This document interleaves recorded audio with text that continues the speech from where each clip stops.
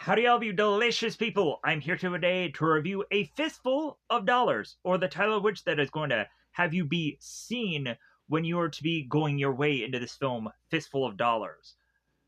So, of course, we would go on and to have wanted to talk about this film because of Back to the Future.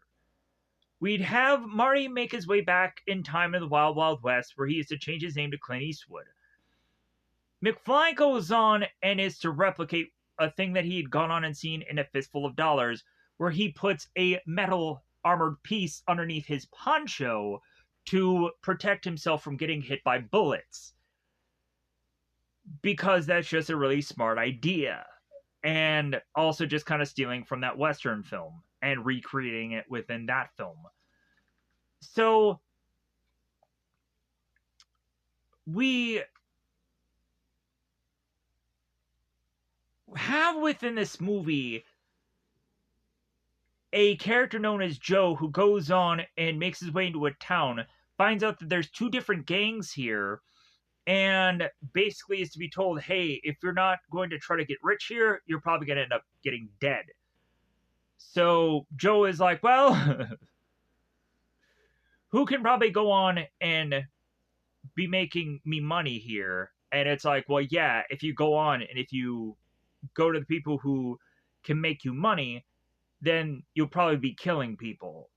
So Joe's like, nah, I don't really want to really do that as far as be working with bad people. So Joe is like, well, how about I go on and take the two gangs that are within this town and basically turn them against one another, and that would go on and still make me a good person while also just doing something very fiendish. So this is to go on and quite remind me of the Punisher movie with Thomas Jane and John Travolta, where the Punisher would go on and want to take out this whole gang because they had killed his family. But the Punishers to go on and basically have this gang kind of wipe themselves out of suspicion. And then eventually the Punishers to go on and be like, haha, look at all this evidence that I'd gone on make you kill your best friend, and I made you kill your wife, and then I'm going to kill you.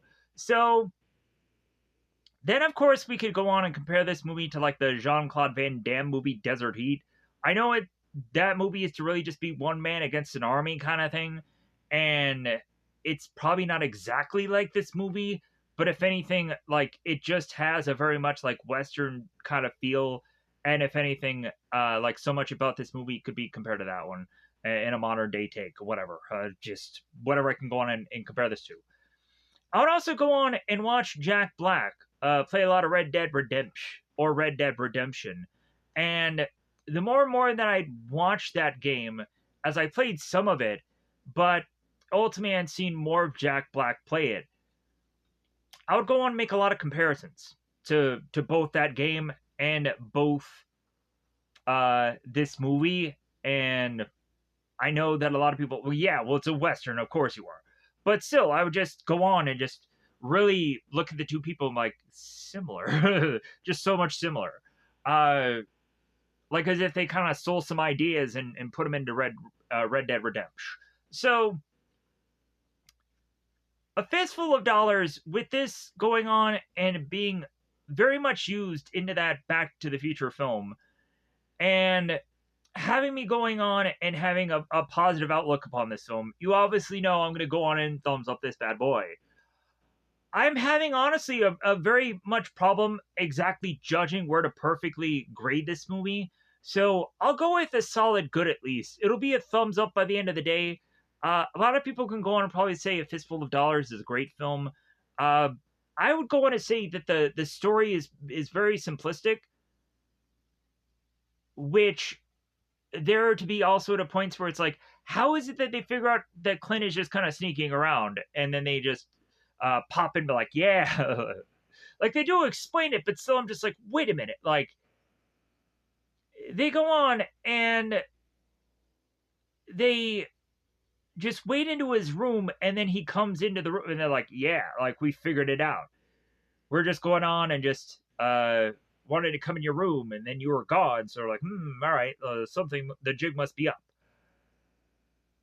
And then they just start beating up Clint, or they beat up Joe, and then they start beating up everyone in the town because eventually he disappears, because of course he does, and because he has to get away because third act, and all this to eventually leading between the showdown between pistol and rifle,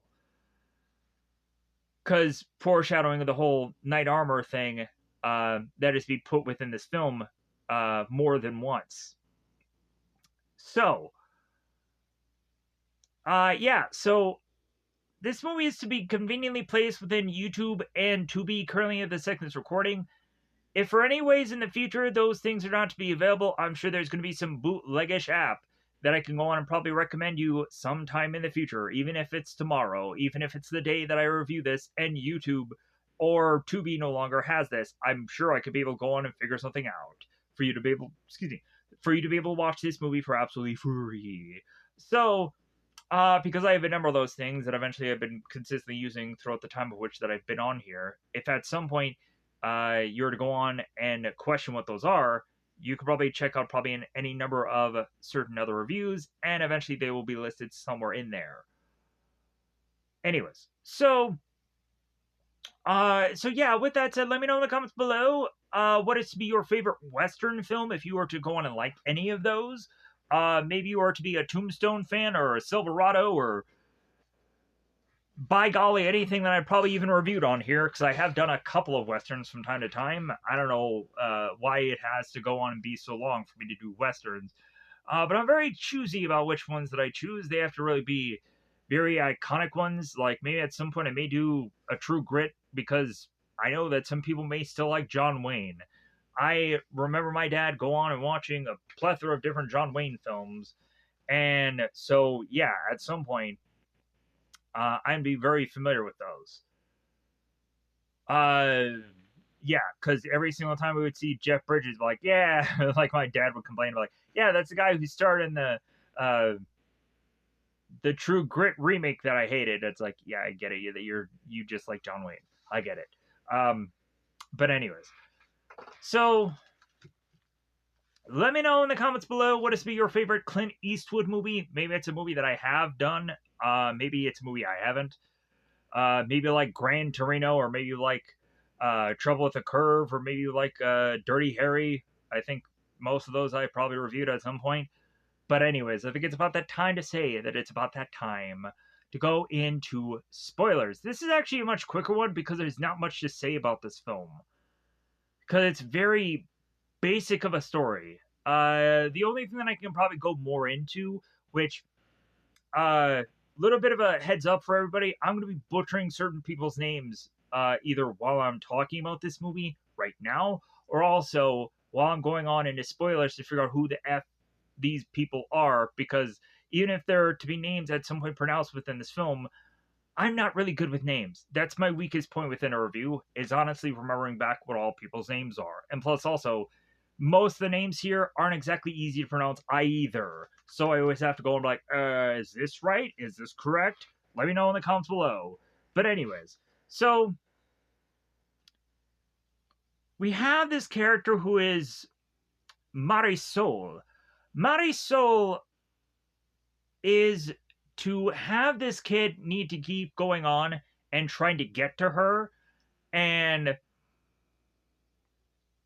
we have the family continuing to be separated because his son Jesus just really likes Marisol because it's his mother, and continues to want to see her. And further and further we see in this film that this is a family divided because of a gambling debt by the father, who is Julio, I believe, and that basically Marisol becomes collateral to Ramon. Ramon is to go on and be the big bad guy that ends up kind of being put out through a good chunk of this film while facing off against the Baxter people and seeing who is to be the two groups that is to be making it by the end of this film.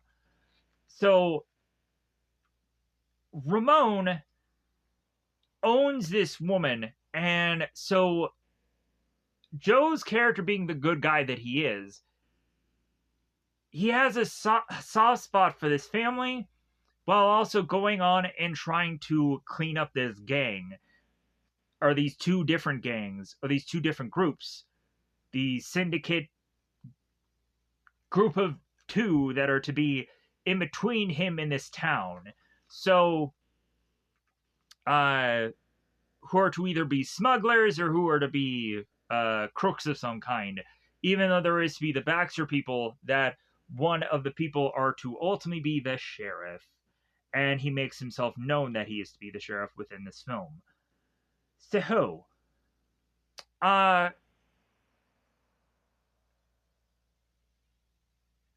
yeah, other than that, like, anything else besides the third act where we have uh the metal shield battle with the shoot me in the heart, Ramon, shoot me in the heart. Yeah. There is not much else to go on and say beyond that. And it kind of gives the mystery of the third act away. But if you've kind of seen Back to the Future and if you've seen me talk about this, it kind of ruins the movie anyways. But either way, you'll probably just enjoy. Plus, it also kind of foreshadows it when Joe is going on and banging away at this metal piece, like, I wonder what he's going to use this for. I don't know. He's going to Iron Man it. He's going to freaking figure out a way to just, he assembled this in scraps in a cave. Yes, I have to even reference Iron Man within a Fistful of Dollars review. Why not? Plus, I'm basically ruining this entire movie for you. Enjoy it somehow, anyways. Hopefully, at this point, you have gone on to just click off so early that you're just gonna enjoy this film. Because more likely you probably already have. Maybe you've already heard of it and you already know what's going on. So why even go on and bother going to this review? But to just have something to watch today. Thank you for doing so if that's what you do, because I appreciate it. Because that goes on and helps me out, because at least the other review that I did the day before did nothing, so it'd be cool if somebody actually does watch this one, so I appreciate it. I honestly had to really just watch this one because of just my mental ticked offness that I had today, was just like, yeah, I really have to go on and finally get to like a list that I've kind of been pushing off. But yeah, like, I really cannot like get into watching what I needed to watch today. So like, I just needed to do something. So this was it. This was a thing that I've already prepped thumbnail and everything of. So I'm just like, okay, I'll just do this. And I just wouldn't let go not seeing this other than anything else. So this was another mistake that I made this day. Hopefully it works out in my favor somehow. So with that said, I'm being way too honest, and as well as also I'm spilling the beans on way too much of this movie. What a mistake that is. But either way, thank you for watching this, because I love talking about movies. Regardless of how I go on and say, yeah, I may not like the actual processes of doing the video. I like doing the thumbnails and the backgrounds and stuff because it's just fun for me. But the actual process of doing the video is just like I probably should not be doing it how I'm doing it. I probably should not be talking the way I'm talking. Like, I have to second guess everything that I'm doing. But then I just continue every time I start one of these videos to throw my hands up and just say, F it, let's go. Like, let's try our best and just see if this take will be the one that I get to the point of covering this whole thing, uploading it, and hopefully calling it a day. Unless I want to go on and sneak another kind of project in there somewhere, which I don't think I'm even going to be awake enough to be able to do that. But I think I'm just going to try and push myself to at least watch another piece of content and then probably fall asleep while doing that. So let's see. Let's see how far I push myself. Anyways, so let's go on and let's just get into the song and dance because it is about that time again. Spoiler time, spoiler time. It's about that time I'm going to spoil this movie. Yes, I am actually wearing the poncho of this film because I am to go on and actually like this that much. Uh, Plus, also, I am to go on and to think that this is really cool. So I found a way to have gotten this on this thing called Timu. So you can go on and eventually get one of these too. Uh, I also can go on and say that I think the good and the bad and the ugly is actually to be referenced in Groundhog's Day. Uh, we at some point have Bill Murray end up having a woman call him Bronco, and yeah, so feasibly, yeah, there is that for you. So let's go into this review. Let's go into the spoilers. Did I do the song and dance? I'm going to redo it anyways. Spoil time, spoil time, blah, blah, blah, blah, blah, blah. Whew. That was nothing. Anyways, if you want a better spoiler time song and dance, go into another video, because whatever.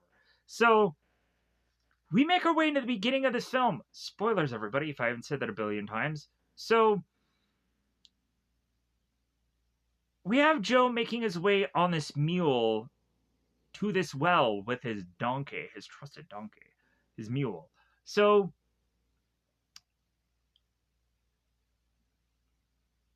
Joe is at this well and he's seeing that there's a bucket in it, so he takes this drink of water. And there is all of a sudden to be this kid who's running from one house to the other, and there is this guy screaming, "Hey, get out of here, get out of here." So we find this little kid is Jesus. We find that this gang member is to be a part of one of the Ramon people. So one of the Ramon gang members goes on and fires at Jesus by his toes, having him run away. Julio goes on, opens the door, grabs his son, and we have this gang member that goes on to grab Julio, beat him up, and eventually goes on and looks at Joe, and Joe's like okay, I'm not gonna really do anything. I'm just gonna get more of this water.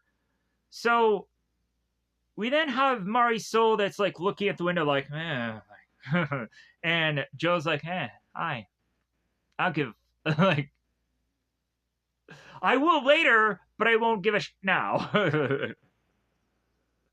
I'll give a about you later. You really like me when I give a about you later, but right now I'm just like, I'm really liking this cup of I'm really liking this just thing of water right now. I'm really just enjoying that. I'd rather be doing that right now than than helping you out. I'll help you out later. I'll get to it. It'll be on my side quest list to do.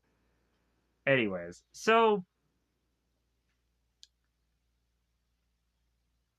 strangely, as Joe makes his way into his town here, immediately he is to go on and see a noose on a tree.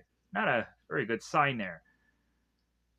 Joe starts hobbling along with his horse or his mule or whatever. And alongside him, there's to be this man on a horse. And strangely, in the back of him, it says "Goodbye, friend," or actually in Spanish, "Adios, amigos," which is "Goodbye, friend" in Spanish. And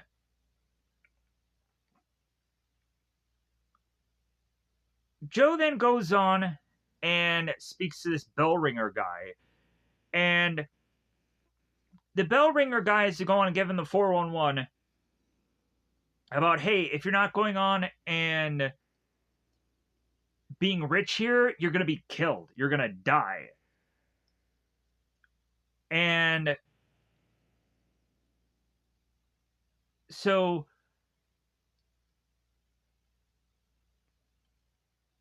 we have this bell ringer that goes on and either talks about the Baxters or either talks about the Rojos and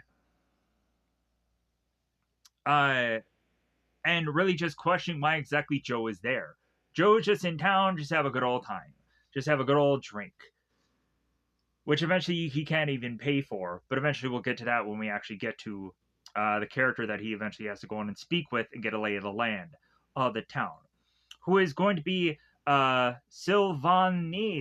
Silvanito. I have to question that because I'm probably going to butcher this guy's name. So I'm even so tempted to just call him Sal just to make this a lot easier because this guy is consistently within this film. But I'll figure out how to say Salvanito consistently within this whole thing. So,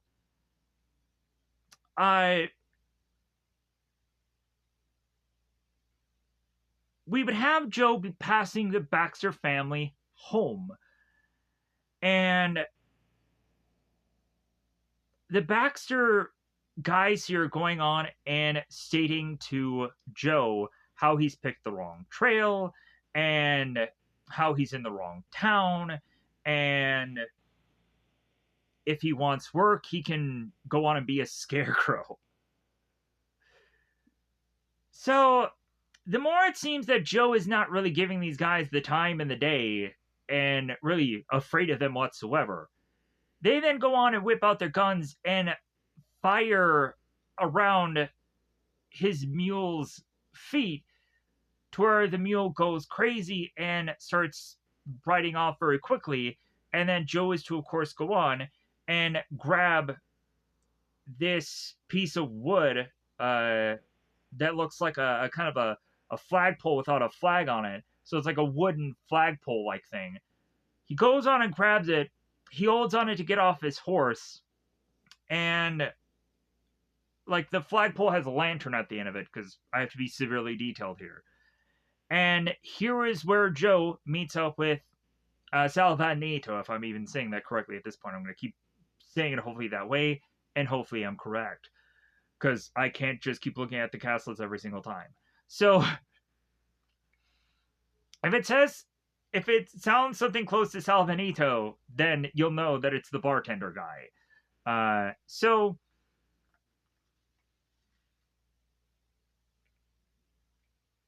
So the ring beller guy, the ring bell, man, is to go on and be saying to, of course, Joe, it's like, well, yeah, it doesn't look like you're going to get rich going that way. It looks like you're going to get dead. So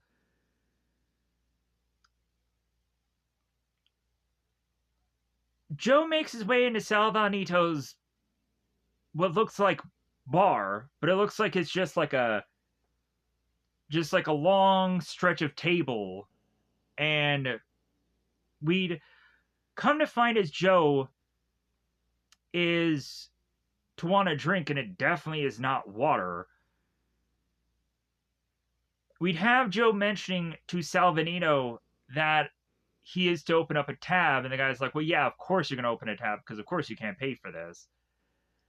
And it's all about the process of trying to look for work so that way he can pay this guy off. So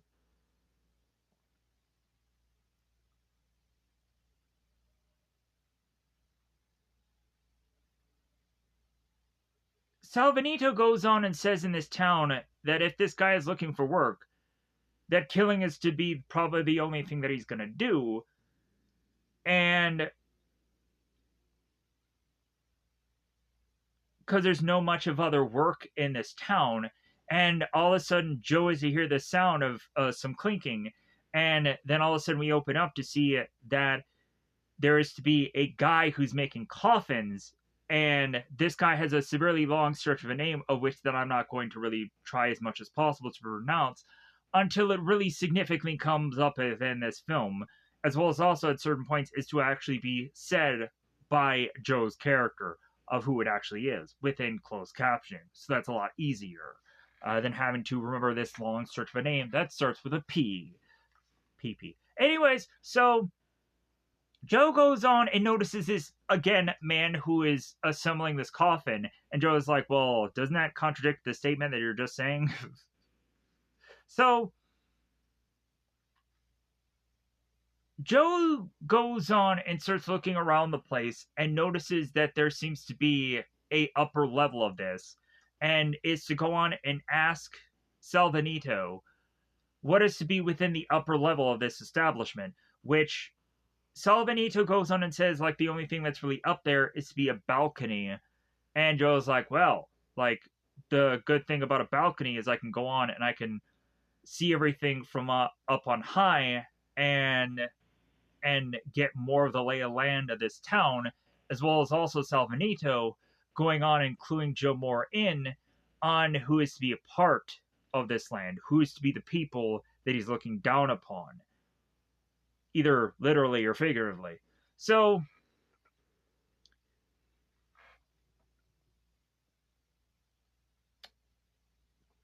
Salvanito clues Joe in on who these people are, either bandits or smugglers. And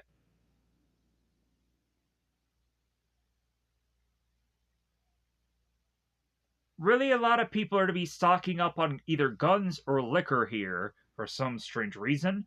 So, because that seems to be the go to thing. It seems that they are to try and sell these things to the natives. Really, I could probably go on and say what exactly they say in this movie, but I don't want to be offensive to anybody. As well as also, I don't really like to say a certain word that eventually may go on and kind of be a past thing that could probably offend a certain kind of people. Anyways, so but I'm sure natives will also offend them anyway, so my apologies if that does so. I don't know what else to say. So, uh,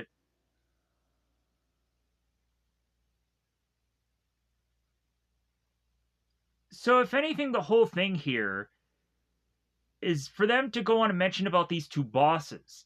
And so Joe is to go on and be like, okay, so there's a boss here, and then there's a boss here, and I'm smack dab in the middle. Who out of these two bosses is to be the stronger one? It's like, oh, well, that is to be the Ramon people. That is to be the Rojos. So then we go on and we have Joe that's like, all right, okay, like then I know who to pick a fight with, and I know who to tick off the most, or who to partner up with the most, or seem like I'm partnering up with, just so that we can use them in the end to get to where I ultimately will clean up this town. But anyways, so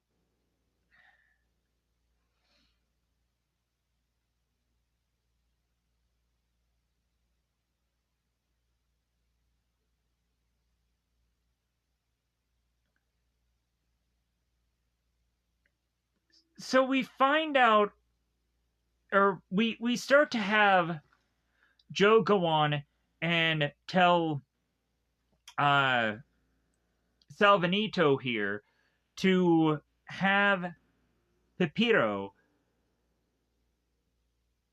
Pepito? I believe that's how it's pronounced. The guy who goes on and builds all the coffins. Uh, and we find out that De Dios is to be the bell toller. And so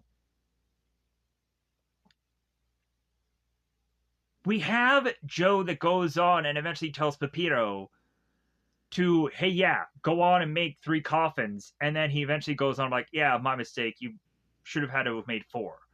But anyways, so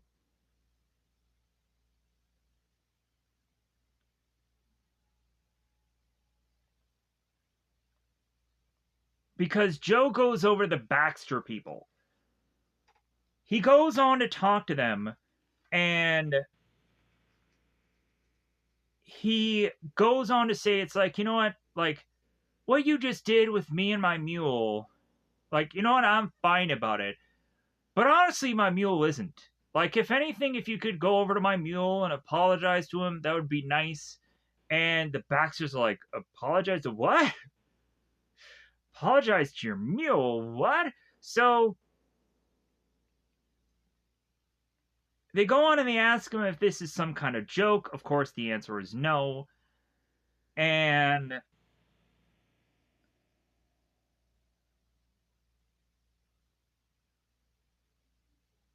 So once it seems that these guys are going on and like, like, what does this guy really want? So the further and further this escalates, Joe goes on and whips out his guns and mows down 4 people. Pepito, who's to be the guy that makes coffins, is to kind of be grinning. And Joe goes on and makes his way back to him after going on and finding out that one of the Baxters is to be the sheriff there. Because the sheriff goes on to say, hey, stop your shooting, put your gun down. And it's like, well, who are you? And the guy whips out his badge, like, I'm the sheriff. And Joe's like, okay, well, I'll just walk away now. But eventually I'll figure out a way to get to you at some point. So, because he's as guilty as all the others. So,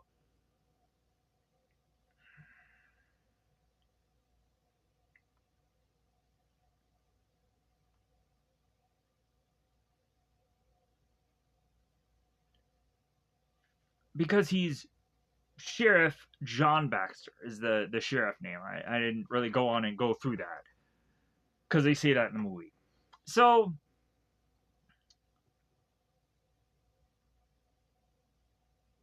Pepito is going on and lining up of all the coffins for all the dead people. And so Joe makes his way into the Ramones people, and I believe he ends up talking to a character who I believe is named Dawn, I believe.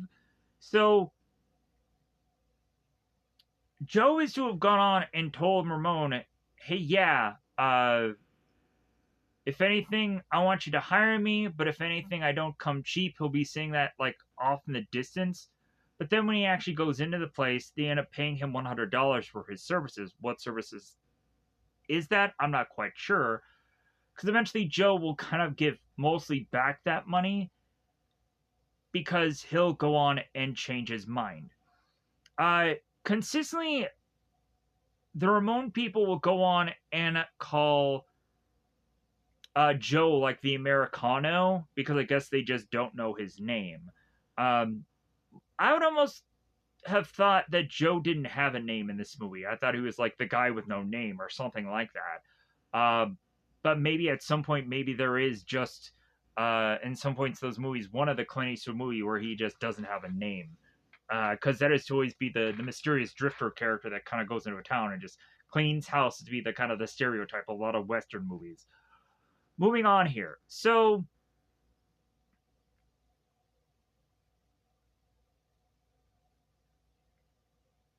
here's where Joe notices the medal of Armor, the medieval times knightly, just mannequin ash like thing that's just standing there, and Don goes on to state that Ramon uses that as target practice because we can see the bullet holes in the chest. So now we have Chico who comes in. So Chico was to have been the guy in the earlier part of the film that was to have seen Jesus and kind of pushed him out of that house to separate him from his mother to go on to kind of beat up his dad and then get back into his place. That's who Chico was. Eventually, I guess I should remember who this guy's name is, but I couldn't figure out who he was exactly in the thing, but at least he's here with his name. So at least I don't have to guess at that now. So Chico has to go on with Joe to show him where he's going to be hanging his hat, meaning that they're going to give him a room and make it feel like home. And Joe's like home? Oh, okay. Like, so as Joe goes on with Chico, he goes on to pass Marisol through this stairwell, and we have Joe that's like, okay, I saw this girl before. Who is that girl? And Chico's like, yeah, you better forget about her, because yeah, she's not going to be yours anytime soon. So yeah, you better forget that she even existed. So Chico goes on to bring Joe into his room, and Joe weirdly goes on and has the door closed, and it's to just kind of check if the door is like to be locked on him, because he reopens the door back up, looks at Chico, is like, oh, so then he closes the door back. Like, yeah, that is a really good super suspicious kind of like, yeah, like, can I freely go in and out of this door? Because yeah, I'm not gonna trust that these people are gonna go on and not lock the door behind me. So that's actually good. Like, I actually like that idea of just kind of double checking on things. So Joe goes on and opens the window of this door and then sneaks out of the room. He comes to find that I believe Don, as I'm going to question who this guy is throughout this whole entire review, my apologies. Don is talking to Rubio. I believe it's Rubio. Could be the guy that's to seemingly be named consistently within this film. Rubio has a horrible tan in this movie that it looks like he's just straight up like, this guy's not tan, he's freaking makeup, and you could really tell. It looks horrible. Uh, but hey, I appreciate this guy specifically was getting work, but still, this guy has a horrible makeup looking tan. It looks like crap. Yeah, like, there are some times where I also can probably think, did they go on and make these people look like a certain kind of person? Because, yeah. Anyways, or they just made them look just really tan or whichever. I'm sorry if this sounds racist or whatever, but to me, I'm just like, this guy just no, no, like with this tan, like just figure out a way to make him just tan, because this makeup sucks. Anyways, he's the point out guy that's like, God, this looks horrible. Anyways, I've buried that point of the needle too much, so I'm sorry. So pushing on here. So we have Don talking to Rubio. So Rubio does not like the fact that they had hired this gunman. But Don is trying to justify it. But Rubio is to say, hey man, I'm just gonna go on and I'm just gonna kill this guy. I'm gonna put a gun to his back and we'll get our $100 back, because why do we really need this guy? We can't really trust him. He's just a random nobody. So while this whole conversation is going on, Joe is hearing all of it. It's like, okay, so I can't really trust these guys. And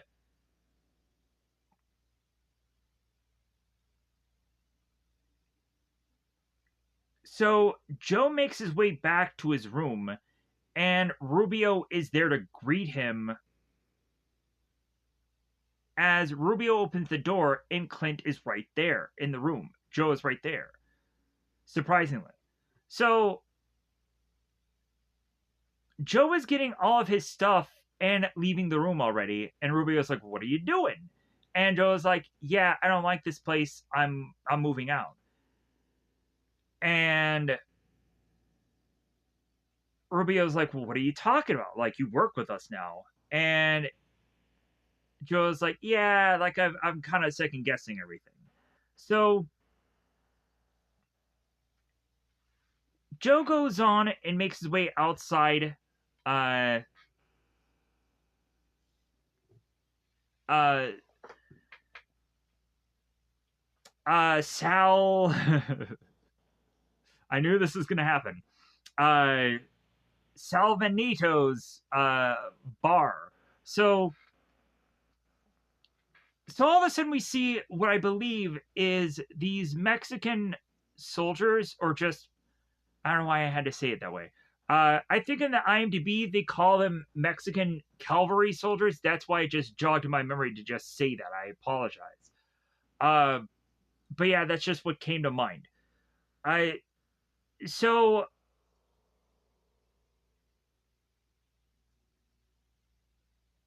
we'd have these soldiers that are in this like tan or gray, and I'm kind of curious what time period this is to actually have been in, of what war this could have been maybe tied to or something like that. Because oddly to me, just the way that these people were dressed, I'm like, is this tied to this war? Is it tied to like what war? What war is this connected to? Within time period. Anyways, so Civil War. I have no idea. Uh, Somebody would probably be a war aficionado, and or maybe they're just to be wearing just certain just soldiers, and there is no connect. I have no idea. I'm just drawing a thin air of trying to connect the dots here to something. But anyways, so we'd come to find that these soldiers are coming in with this stagecoach. Weirdly enough, I end up just calling that like a horse and buggy thing. And I'm like, oh, so is that a stagecoach now? Is that the actual proper name of that? I would never go on and never have thought that in my whole entire life, that that is to be what that's called. So maybe I've been messing that up in every single review I've ever done. Well, at least I found something out now while watching a random bit of a movie that they talk about something of some kind that I'm like, oh, a stagecoach. Uh, well, anyways, so Salvanito and Joe are trying to figure out what exactly is in the stagecoach, and they're thinking it's like, well, like if there's somebody in that stagecoach, you're probably gonna get a gun to the face, but if it's gold in there, then at least you'll know. So Joe, ever the picky guy, is like, I really want to know what's in that stagecoach, and like I'm gonna do whatever I can to just figure that out. So Joe goes on and just start like grabbing on this horse and adjusting it and touching it and which have you, which leads one of the soldiers to be adjusting one of the same horses of which that Joe had just touched. While this soldier is doing that, Joe sticks his face into one of the windows of this stagecoach to eventually get a gun back in his face, like, hey, like, looking for anything? To where Joe is like, oh, hello. And so the soldier goes on and states to Joe, hey, yeah, get out of here. So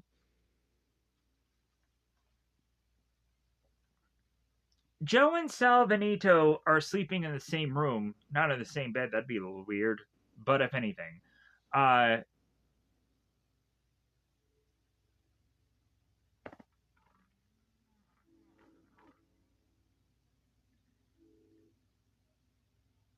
it seems that Joe is having a little bit of problems sleeping. So, coming to find out, Joe would be just like, man, I want to find out what was in that stagecoach. I still want to go and I want to find out. It's really important to me. So, now we go on and we have Joe asking who Marisol is. So, Salvanito goes on to explain about how Julio had gone on to, at some point in this film, I don't know if it's right here, but at some point he does go on and explain this, so I can go on and clear this up here. So, like I might have said somewhere in the beginning, Marisol is to be collateral from Julio, who had gone on and gambled with Ramon and eventually lost this gambling bet. And so Marisol is going to be the collateral for Julio to go on and repay to get back Marisol.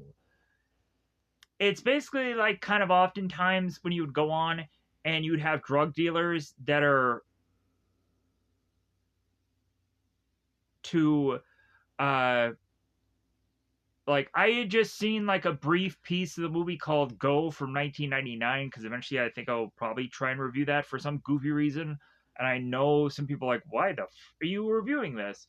I don't know. I just have an inkling that I might just need, like, I know I just randomly found this movie, and for some odd reason, I just feel that at some point I will probably need to review it. It'll be a mistake. It'll be a thing that will be another donut hole, I'm sure. But at least I'll have tried to just do this movie. I don't know why, but I just feel I need to review it.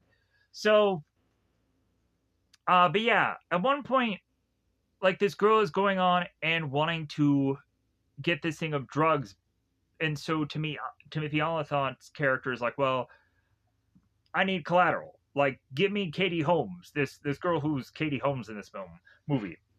And so yeah, so she ends up becoming his collateral, and then he ends up like speaking to her and asks like, "Have you ever had sex?" and this and that, and he's wearing a Santa hat. Strange. It is with this film what it is, but anyways. So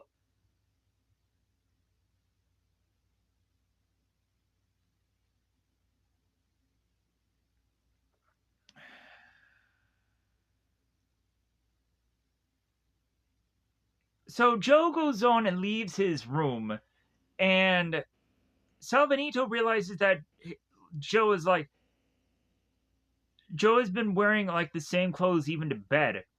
And Joe's like, well, yeah, it's fine. Like, if anything, I didn't leave your bed sheets dirty, so it's okay. So, so Salvanito is like, man, this Joe guy, like, there's something about him. Like, he's really entertaining. I want to go and I want to follow whatever he's doing. Like, I think whatever he's like, it's gonna be fun. So Joe and Salvanito make their way to find out that these soldiers are trying to make this guns deal with these other soldiers dressed in blue attire. So evidently, there's kind of a double agent thing going on here, where they're trying to sell arms to try to make money off of this war in some capacities. But we'll come to find out that Ramon himself and his gang will have gone on and killed all of these soldiers to make this fake deal so that way they can collect both the guns and the gold and just outsmart these soldiers, because eventually we'll see that Ramon whips out this big huge cannon of a machine gun and just starts firing away at all these guys, just blasting them off. We just see a number of guys being like blasted in the back and they fall off their horse. We see a number of guys that are all just falling off their horse viciously, horrifically. It just never ends, this just blasting away at all these guys off their horses. It's horrible. So we just see a lot of that. So Ramon goes on and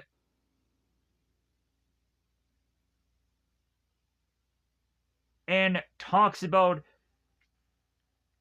the switching of clothes, and to just kind of show that it's all just a charade, and show that there is a whole wagon full of dead soldiers, just to show the facade of it all.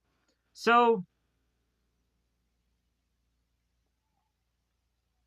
Salvanito goes on and points out to Joe who Ramon is. So Ramon goes on and makes his way to Dawn as Joe is to go on and also meet up with Ramon, because Joe is to go and be like, you know what, like, yeah, I want to go on and I just want to be there when Ramon is talking to these guys. And also, Joe is going to be there to hand over his $100 to Dawn and walk away here. So Ramon is going on and telling his men that he's hanging up his boots, that he's going to go on and have a bit of peace with the Baxters, probably because he's gone on and stolen all those gold and all those guns from those soldiers, and he wants to finally retire. He's finally done. but really, he's just going on to say that just to go on and say that because it's all a joke. Because he's going and say to himself, "No, I'm not giving up and I'm not quitting." Like, like I'm not really going on. I'm not doing that. But so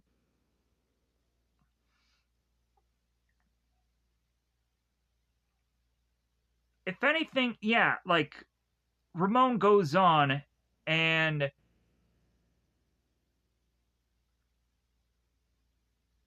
is to tell Rubio the truth, and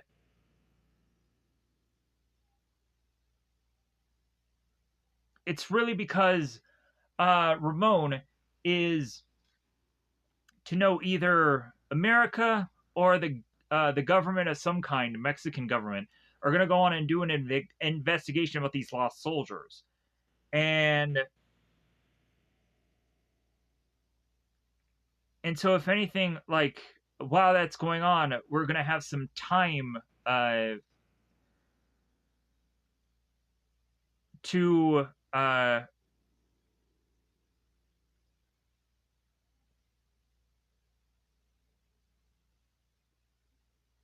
do our thing. Let me pause here for a second. All right, I needed a second here. So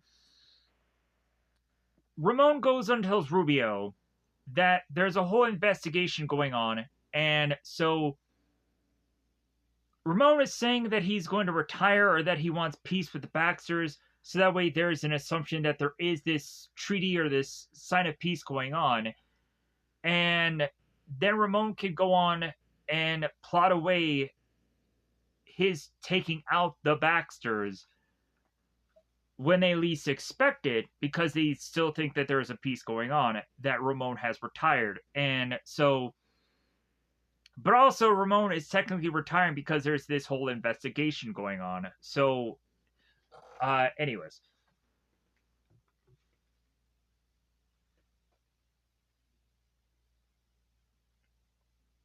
So now Joe goes and makes his way back to Salvanito. And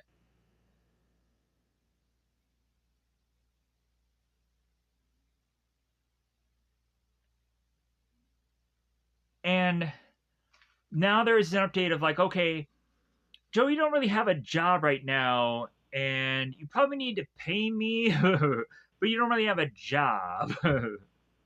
Like you had just gone and told the Ramones that you're not working with them, and you gave back the $100.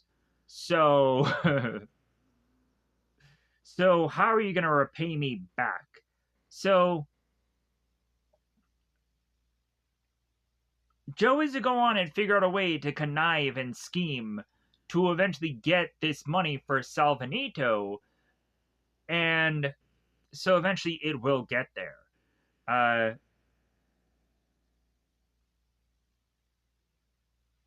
Even Salvanito says to Joe, it's like, well, how about you be a pallbearer? There's so many people dying right now. Yeah, you might as well be a pallbearer of all things. So,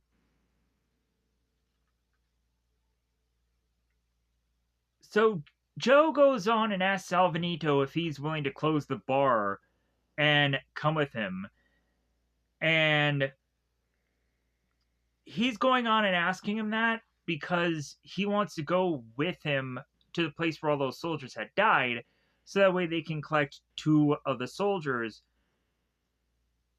to then go on and put these two dead soldiers on these graves to eventually have the Baxters and have the Ramones go on and fight over these what is to be assumed to be two alive soldiers, but they won't be, because Ramon will go on and kill already dead soldiers thinking that they're bizarrely alive.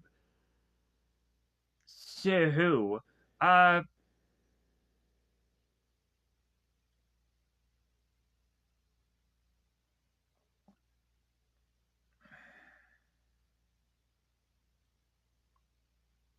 so while that's going on, the Ramones or the Ramones,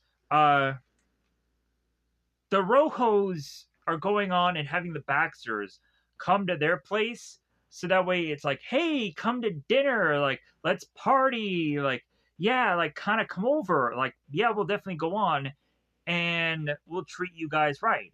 So the Baxters are all getting out of their place, but they're like, yeah, what should we really do? So we come to find that like the mother of this of Consulio, the woman that is be dressed in black here. She goes on and she tells the Baxters, hey, nobody go on and nobody drink anything and nobody eat anything. Because if anything, it could be laced with poison. They could be trying to kill us. So, yeah, just kind of be on your guard. And, like, if anything, like, we still can't trust them. So, yeah, we can go there. But, yeah, don't eat or drink anything. So, they make their way there. So, both Joe and both Salvanito are taking these soldiers from these coffins and they're slopping them onto this grave. And Salvanito doesn't really like what they're doing, but he's helping Joe anyways. At some point, he'll go on and he'll trudge off without him because of how honestly upset he is. Uh,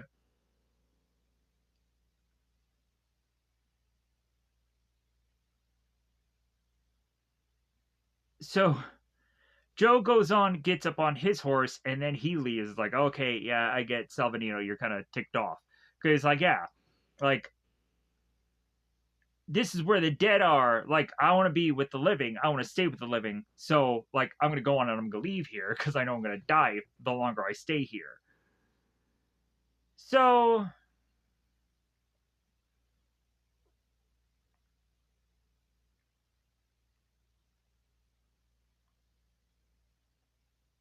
we now have the Baxters, and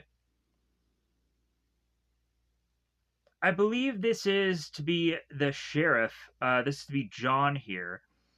And so they had just heard from Ramon that he is to seemingly be retired. And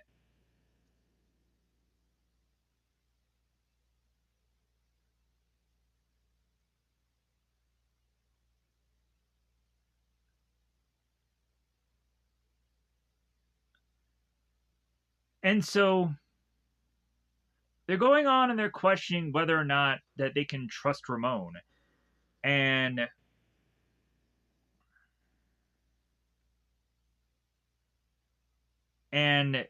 we of course have the Consulia, or the Consulio, the girl who is to be dressed in black within the Baxter people. She is to go on and not really trust Ramon whatsoever. That really him going on and saying that he's retiring or proposing anything is to be nothing but lies. So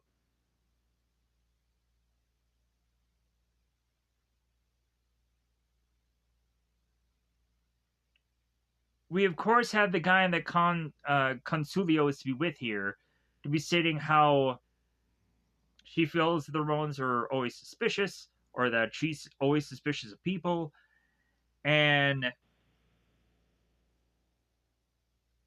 there's to be them saying goodnight to one another.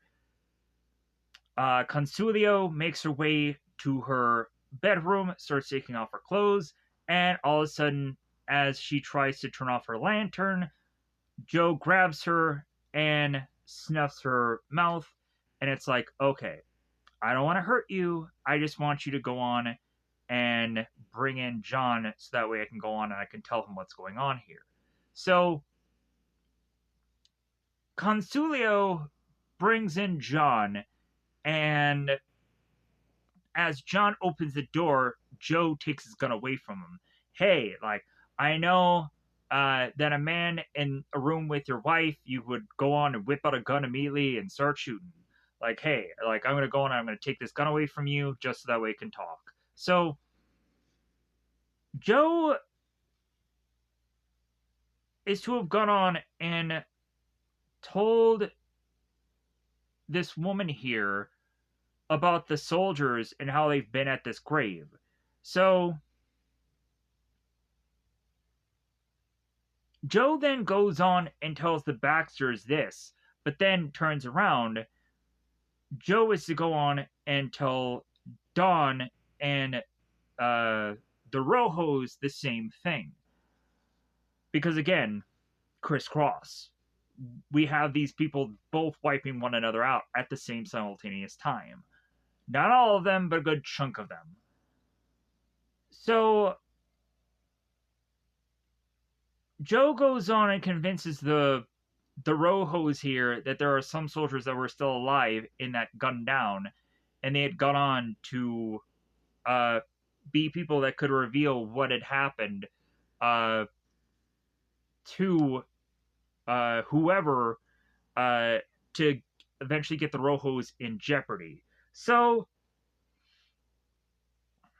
the Ramones are riding off, and one of Rojo's people, as Joe is to get paid off, like, hey man, are you gonna go on and are you gonna be with us? And Joe's like, no, I'm not gonna be with you. I'm gonna have my money with me. So yeah, I don't think I want to go on, and I don't want to go with you. I think it's what he ends up saying here. As, or at some point, I think he ends up getting a good payday within this film. So he goes on and be like, no, I don't want to be with you people. Why would I go on and be with you people? So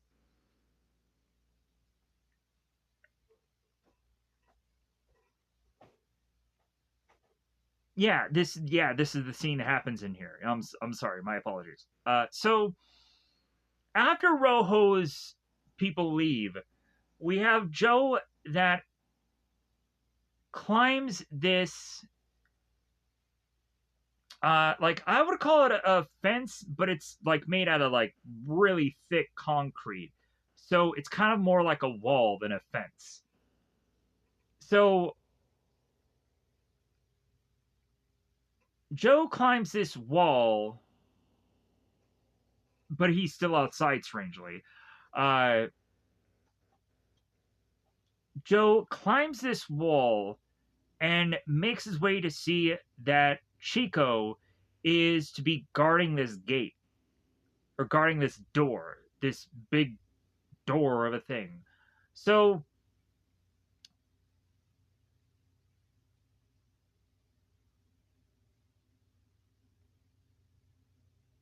Joe goes on to fire bullets around Chico. Chico doesn't know where the fire is coming from, and eventually what happens is Chico is just scrambling around, and eventually he gets smacked by the door that is oddly opened to where it smacks him on the head. Like this, one of the stormtroopers ended up getting smacked on the head in one of the Star Wars movies that they just kept in the scene because it's just like no one will notice that, right? And stormtrooper boop in one of the Star Wars movies. But if anything, this happened actually within the film. It's not a blooper reel thing. So Chico ends up getting knocked out, and Joe makes his way through this door. So now we see the fight out between the Baxter and Ramon people. And we see the two guys that are at the grave. So Joe starts making his way through what looks like winery barrels. He goes on to start knocking on the barrels to see if there's any like secret barrel that is to have the gold of which that they had obtained earlier. Joe continues to knock on them, continues throughout this entire battle between the cemetery fight that's going on here. So a good chunk of this battle is to see Ramon firing off and killing some of the Baxter people. That seems to be a good chunk of the battle. From memory, because there's certain scenes where I can't exactly trust here in my memory. Uh, We have Joe that goes on and smacks his huge barrel. Of course, it's not the one that has the gold in it. So, of course, the very one that Joe hits last, or the one where it's like he's hit all the other barrels, so he has to hit this one, that is to be the one that does have the actual secret um, gold in it, and it's to be a fairly small one. Don't to be one of these giant ones. Uh, but either way, he doesn't know how much gold is really to have been uh, in there because he never really saw what was in the stagecoach. So, a guy next to Rubio does get killed. So not everybody from the Rojos does get killed here, but a majority of them, it's to be on the Baxter side. At one point, Ramon himself is to go on and tell one of the guys to cover him as he goes out and tries to take down some of the Baxter people. Uh, I think the Ramon goes on and kills the guys at the soldiers who are already dead anyways, and then Ramon goes on and makes jokes to the Baxters like, yeah, they're dead, ha ha ha, and yeah, like it was kind of stupid. They killed whoever they were to need to. Wouldn't the guys have gone on if they were to try to protect themselves? Wouldn't they have tried to shield themselves at the grave? Like, why is it that they just stayed there if they weren't dead? But I guess they really didn't think that through. So,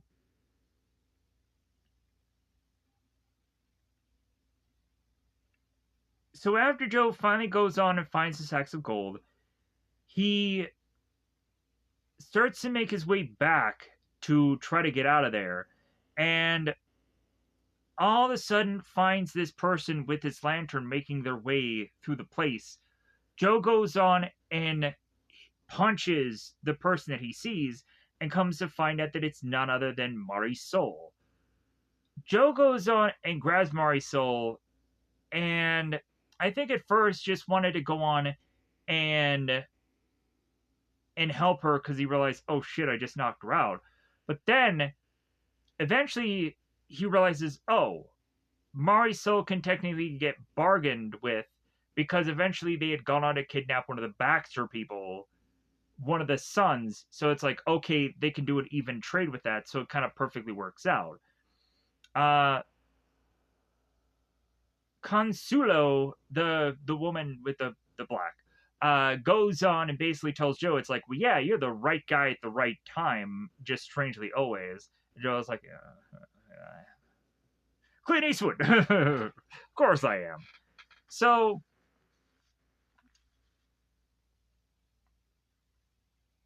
Joe goes on and finds this little fountain and like kind of rings this little thing of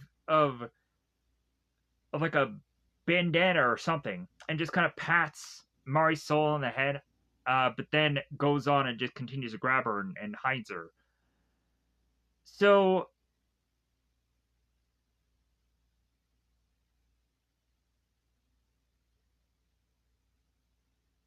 here is when we come to find that one of the Baxters had gotten captured and that they're going on and saying like, well, yeah, we're gonna keep this guy on until the Baxters finally leave from this town. So they put him in the cellar, they lock him up, and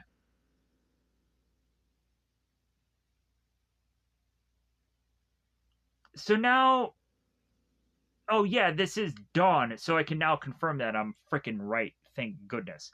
So, uh, yeah, it's kind of hard to know the names of all these characters or confirm that I'm right about them because the pictures are just they don't at some points like there's maybe one out of the handful of them that actually look like the person, and a lot of the other times it's just kind of guessing because this movie is to have been done in the 60s, and guess what, like I can't match the faces so easily with all these characters because so much time has passed. Probably that sounds to be hurtful or offensive, but like it is kind of difficult. Um, like it's also to see that there isn't pictures for all these characters either, so it's a guessing game at some certain points. Even Jesus was like, I hope I can remember that this is to be the kid, because yeah, there wasn't even a picture by his name. So Don is to be handed Chico as Chico goes on to mention how he was knocked down. So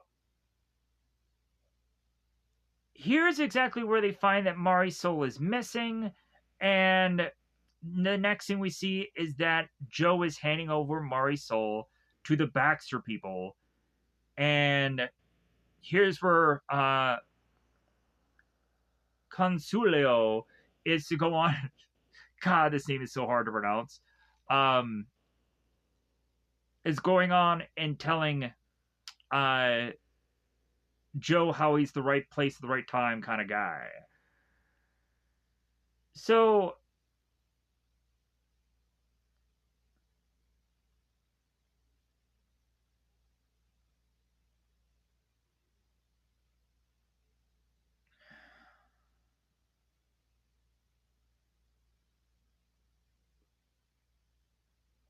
Joe is still hoping that this girl won't go on and mention that he was ever there, because he is to go on and try to pretend that he's still like Switzerland, that he's still like, hey man, I'm like I'm kind of helping you people out, but also like I don't want these people to know that I'm helping you out. So we have this woman that goes on and tells Joe, hey, don't worry, I'm rich enough. Like I don't care that you did this. So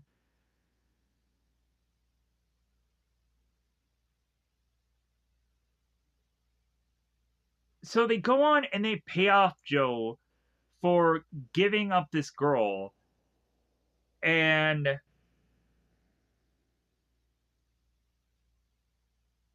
so here is where Joe is actually collecting a decent check by kind of working like both sides here and getting this money.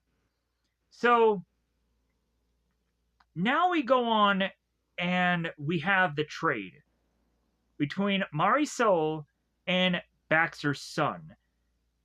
So now Joe is like the popcorn meme where we have the person that's like seeing like this big event going on, and they grab the popcorn like, oh yeah, like I want to see what happens. Like Joe is basically that guy. He's basically on the seat. They're like, hey man, you're missing a big fight here. So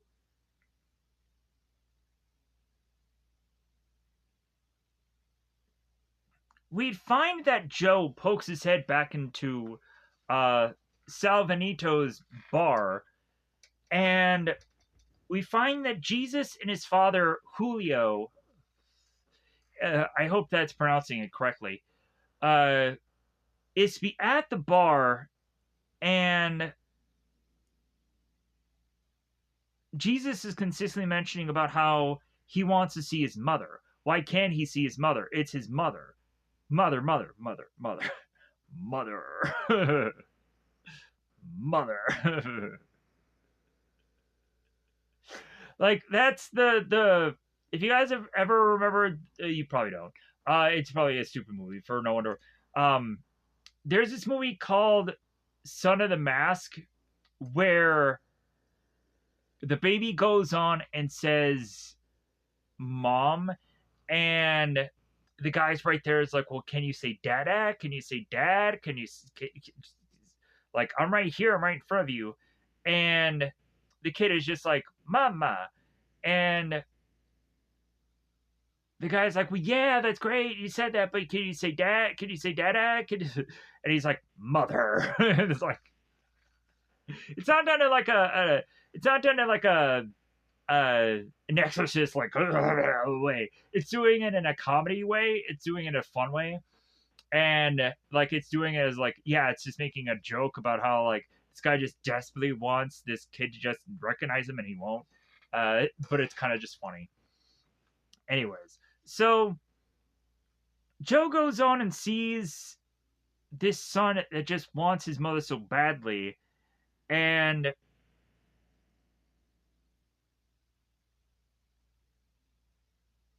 so it's really interesting since Ramon and the Baxter people are both out there. He really has to go on, and he can't play favorites right now. He can't be the good guy or the guy he wants to be. Like, he has to go on and be the, well, yeah, hey, Mari, so you have to go on and you have to go back to Ramon. Get on, get back there. Like, uh, because he's doing that, because he's like, yeah, you have to get back to Ramon, but if anything, I'm going to sneak you away and get you back to your family. And, like, again, that whole side quest thing. From the, like, I'm working on it. Like, you won't know when I'm working on it, but I'm working on it.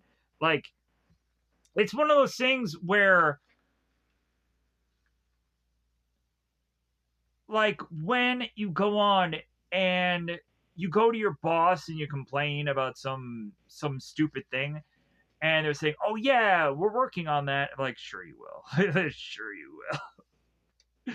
It'll probably never come to fruition. And then by the time that I finally get so frustrated that I effing leave, like, I'm sure you'll never have changed a lick of anything. But, like, at least I can go on and just get something off my goddamn chest. But at least when I'm bailing because I'm just so fed up with this place, like, at least I could have gone on and said, like, well, at least I tried. But anyways, I'm sure a lot of you people have probably worked in those environments. I'm sure it's fun, isn't it? No. Um, but either way, so let's push on here. So Jesus goes on and sees his mother, runs to her, they hug it out. Julio even sees Marisol, they hug it out. But then Joe is like, hey, get back to Ramon. Come on. Like, and so everybody's just kind of, Joe,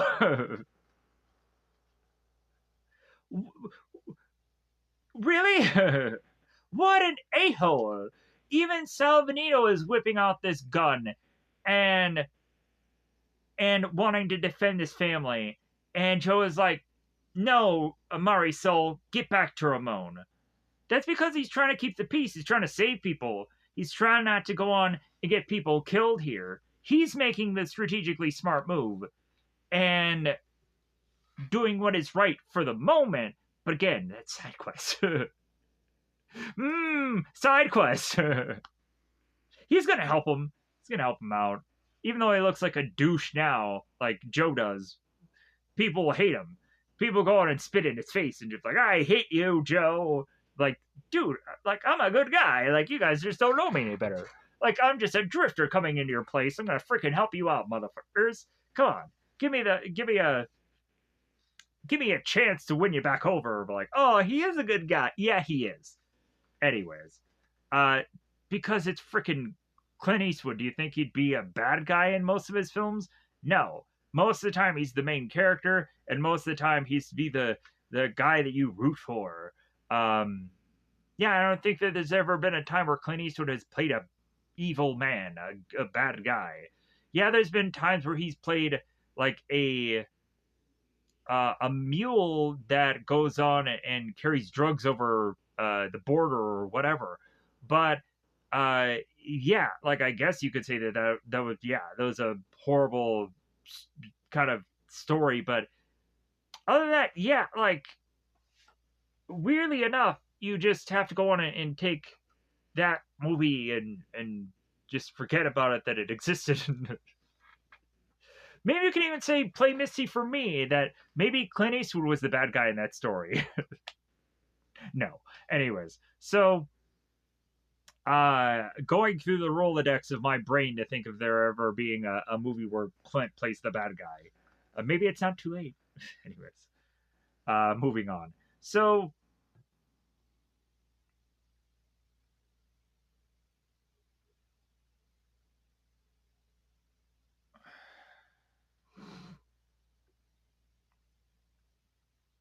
Oh yeah, here's God dang it. Here's where the story comes out about the whole cheating in cards. God dang it. So what happened earlier? I don't remember what happened earlier. God dang it. Oh well, like if anything, I got that story off early. I tend to do this where I kind of jumble some scenes, or I want to see stuff that I feel is more important in the movie, I think, so early so that I can cover that so I don't have to cover it later. And that could be very confusing to some people like, wait a minute, that didn't happen exactly here. It happened somewhere in the movie. Um, and I feel like I always try to tell people that it's like it happens somewhere in the film. I'm kind of putting this here, even though it doesn't really put in place in the movie right at this point, but I'm just getting this off my chest. Um, but yeah, also to just kind of fill time and just be like, I don't know what to say here, so I'll say what this is in this part of the film, and then I'll regret it because I'm like, I have nothing to say later, which is right here, which is right now.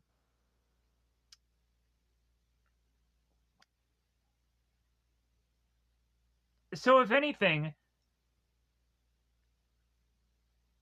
Salvanito is telling the story about the whole cheating on the cards thing, threatening that Ramon is going to go on and kill Jesus. So if anything, Ramon is a very smart guy, it seems, and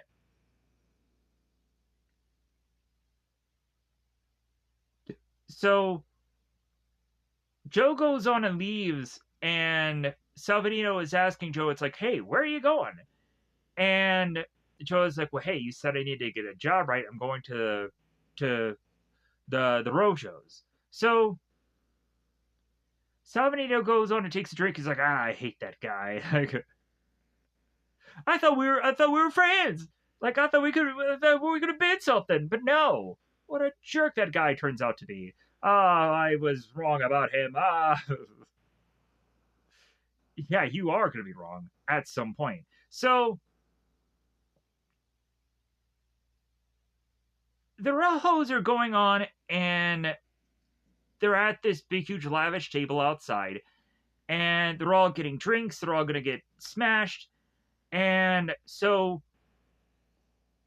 here's where again they go on and they bring the armor piece out and they start firing away at it. So Joe goes on, he starts firing away at the piece of armor, and there's a part of like the thigh that falls off of the armor.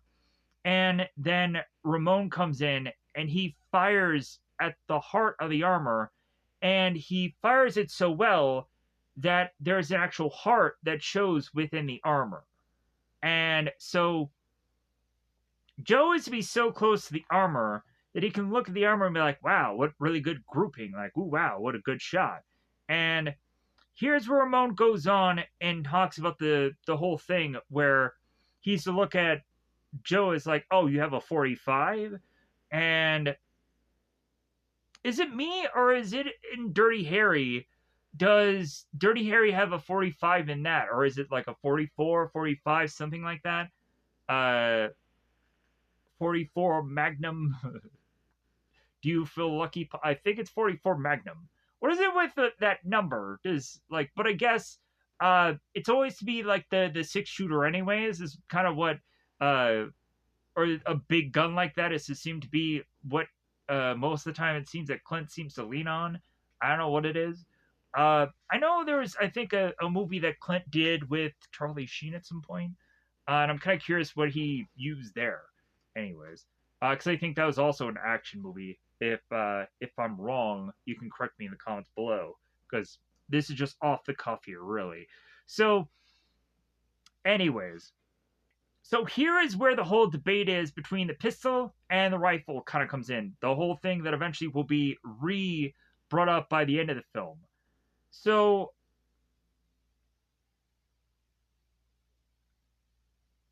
and here is where Ramon goes on and talks about shooting in the heart. Again, later in the film. So Ramon goes on and sees Marisol next to him. He goes on and kisses her.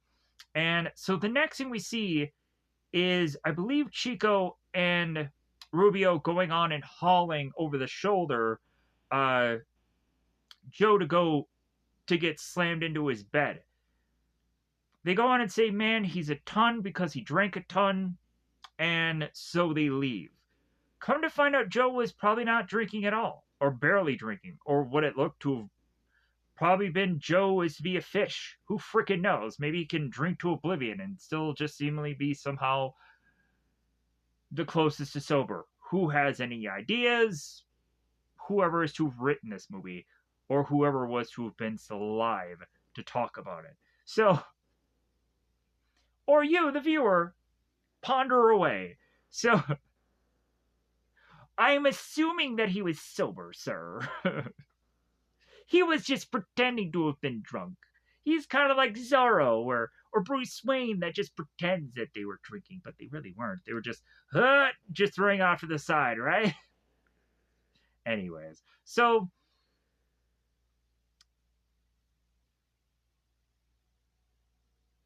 Joe gets up, throws some water over his shoulder, kind of wets himself with this kind of jug next to him, and then goes out of his window.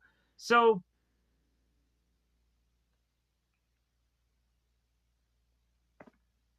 Joe gets onto his horse and makes his way to rescue Marisol. So we coincidentally at the same time have Jesus, who is to have had his door open, and is to see that Joe is making his way to Marisol. And so Jesus is kind of upset that Joe is going on and making his way to see his mother, when it's like, hey, I'd like to go on and I'd like to see my mother. Why is it that this guy can go on and kind of see her whenever he likes? Because he sees her so freaking often. So I'm sure the little kid didn't say freaking because it's Western. But anyways, that's the thing that we're cattle prodding here, or cattle prodding, that we're figuring out here. That's the measuring stick, anyways, of the time period. Can they say frack? Anyways, stupid. So Julio closes the door, hugs his son, and they go away. So Joe goes into the area of which that is to be Marisol's withholden of, and Joe goes on and mows down all these people, whips out his gun, and fires upon them all without them of any suspicion, because they think, oh yeah, this is the guy that's been working along with Ramon. Oh yeah, we don't think that he's going to go on to do any harm to us, but we go on to figure out eventually otherwise. So Joe goes on, mows down all the guys, and then takes the entire environment and just starts disheveling it, starts to destroy it. And there ends up being one guy that ends up getting back up. We have Marisol that is to come out of the shadows and see that that Joe may be in jeopardy. She calls out to him. Joe is like, oh, okay, I'll kill this guy. And hey, thanks for the heads up. Because Joe is to go and have a machete in hand. He flings it, kills the guy. It's like, all right, cool. Thanks for the help. So Joe grabs Marisol and gets out of there. Come to find out, the Rojos was to, or the Rojos goes on to find out that place is going on and having people getting killed within it. So there is already a whole group of people riding their horses to get there. So we have Joe that goes into Julio's home because it's so easy to just get into this house. He grabs Jesus, gives Jesus to his mother, gets Julio out there. It's like, hey, here's all this gold that I got. You guys go on, you get the heck out of here, you get to the border, you just F off. You're like, I don't want to see you anymore. Like, go on and be a family. Like, you're welcome. Side quest completed, motherfuckers. I'm not that horrible of a guy. You thought I was, But if anything, I'm going to go on and I'm going to bring you together now. And Marisol goes on and asks Joe, it's like, why are you doing this? And and Joe is like, well, yeah, you remind me something of my past, which eventually this is, I think, the very first movie of all this, so I don't quite understand where that comes from. If anything, this guy is just a drifter from nowhere. I don't get where the backstory of maybe this was to be uh, told within another one of these movies. I don't know. Uh, Someone would have to help me out there if they know the history of this character. No clue. Just drawing conclusions with them brain noggin of trying to put the pieces of the puzzle together here, which nothing's coming up. So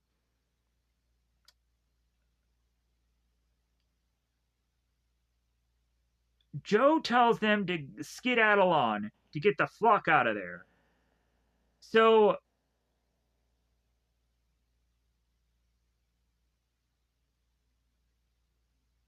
and I think there ends up being one guy still left alive.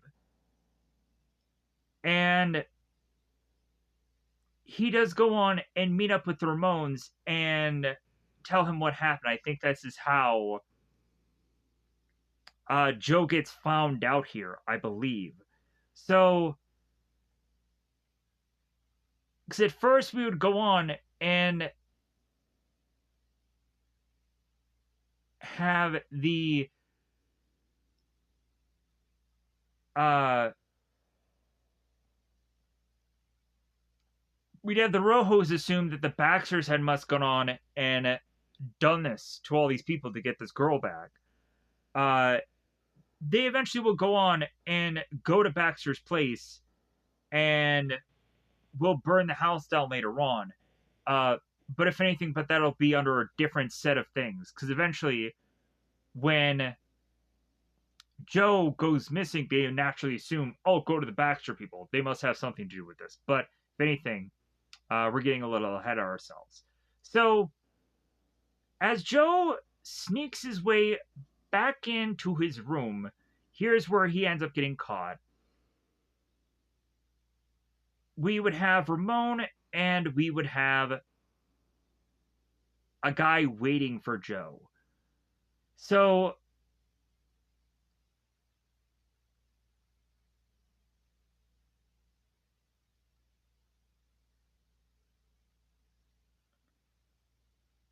Ramon goes on and says here that one of the wagons had lost their wheels, so they had to just come back anyways. One of the men tells me the Baxters attacked the small house, um, and so Ramon turns to now, uh, now Joe. It's like, well, hey, what do you know? Because you weren't in this room before I got here. So suspicions are to be lined up. So Joe, as he gets beaten down, we see that there is to seem to be a weird bit of makeup all over his face to just show how mangled he is. Some of it is good, some of it's poor, but either way, he just looks like shit. So they go on and they beat him down so much so that he's supposed to be beaten to eventually pass out. And they leave him in this winery place, the place before he was going on and banging on all the barrels to see which one of them was the gold fake barrel. So they punch him, they kick him, and they eventually go on and take a boot to smash the guy's hand, hoping that it would be broken. So eventually they go on and they say, hey, yeah, like, if anything, like, the longer we beat him up, eventually he'll pass out. So if anything, we should probably just stop beating him up because we still have to kind of question him. And if anything, like, we can beat him up tomorrow, he'll probably pass out now. So if anything, like, there's no good in us beating him up continuously anyways, because eventually he won't really feel the pain. He won't be tortured that way. So they all leave, and so uh,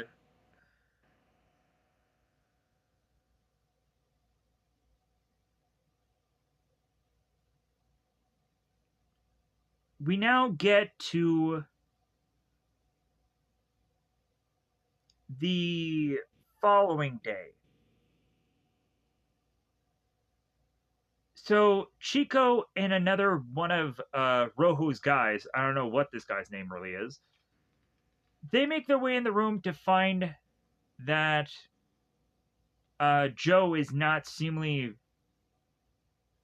seen anywhere in the room. So they're kind of looking around for him. All of a sudden, this big, huge, massive wine barrel, like this thing is so big, its circumference is 2 men in size. That's how big this barrel is.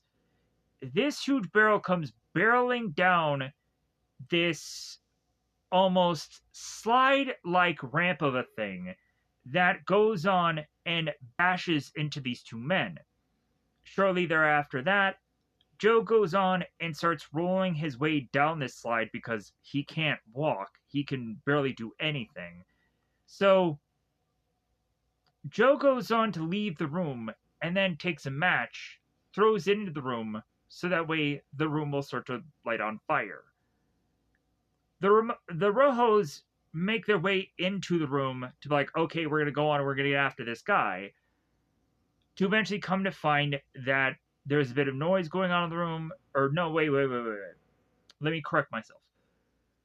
They had gone on and heard the big barrel crash. So that led them to like hear the sound. So they went in there to investigate.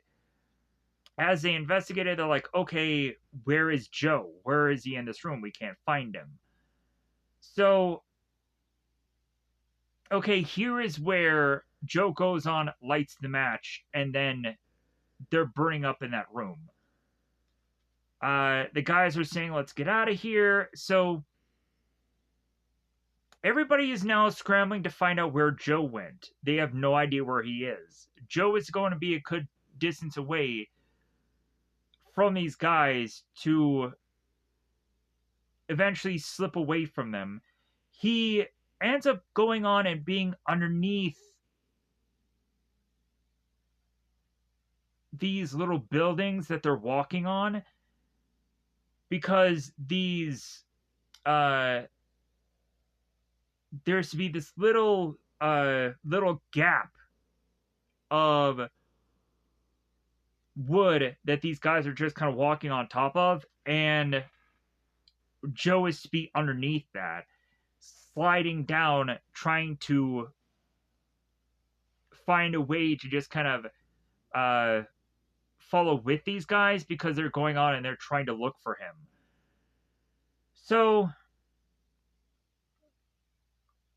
as these guys are going through every part of the town trying to look for Joe, Joe is trying to figure out a place nearby to where he can hide out, to where these guys probably would not look for him.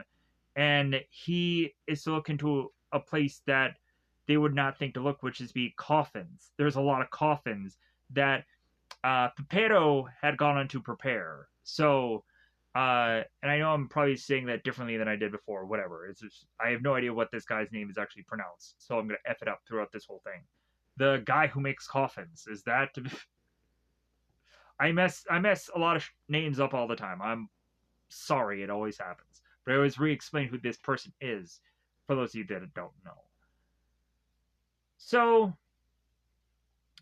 Joe goes in to slide into one of the coffins and hides it out. But before that happens, Joe goes on and finds through a window that saw Salvanito is getting tortured and beaten up and being questioned of where Joe is. Salvanito, of course, doesn't know because he really doesn't know the answer. And even if he is to know what the answer is, he will never go on and tell these guys, because when eventually Pepito, coffin guy, goes on to eventually tell Salvanito where he is, and Salvanito is going to go on and meet up with Joe to give him stuff. It's like, well, yeah, if anything, Ramon went on and grabbed him, and he's questioning him, well, where Joe is, where you are, Joe, and he's not going to give you up. So he's going to go and just get beaten and killed and probably. Uh, but hey, at least Joe be safe, right? So, but we're not going to exactly do that here. We're going to do that later, within this part of the story right now. So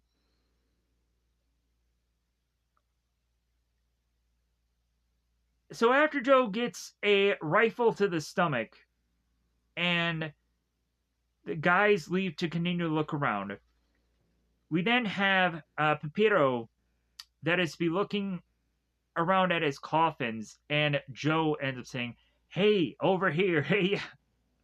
So he tells the guy to get him out of there, and so Papiro gets on his horse and buggy with the coffin that has Joe in it, and they ride off to a good part of the town where we have Ramon, who is very suspicious that the Baxter people are to be somehow a part of this. So the Ramones finally go on and they light this fuse and they blow up the Baxter house. We continue to have the Baxter people that are caught unaware, and so eventually they one by one start saying, "Hey, we're unarmed, like let us get out of the house," like uh so on and so forth.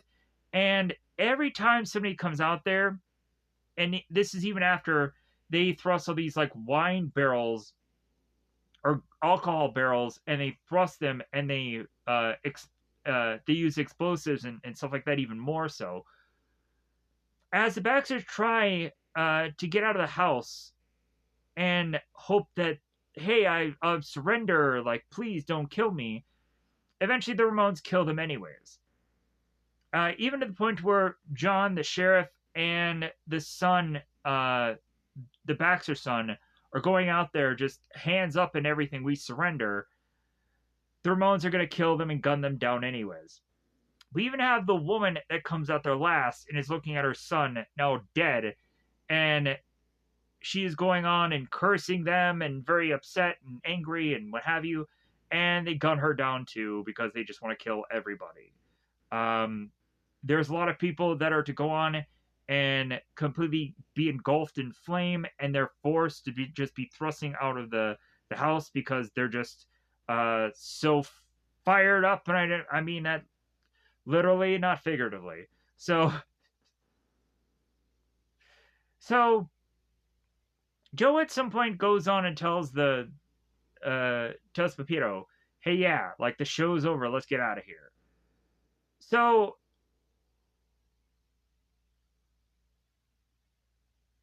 now we have Joe being in a hideout location. He is in what looks like a possible cave or some just kind of area of some sort that is to just be very cave-ish. I don't know. I don't know what I'm saying here. So Joe goes on and he starts firing away at this metal piece. And he starts firing away at it.